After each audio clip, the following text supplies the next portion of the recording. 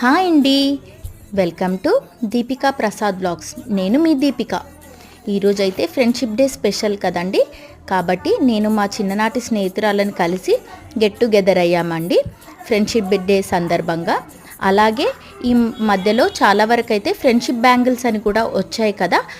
చాలా డేస్ నుంచి అనుకుంటున్నాము ఫ్రెండ్స్తో బయటికి వెళ్ళాలి అనేసి, కొంచెం కుదరక ఫ్రెండ్షిప్ డే రోజు అయితే అస్సలు మిస్ అవ్వద్దు అనేసి వెళ్ళామండి.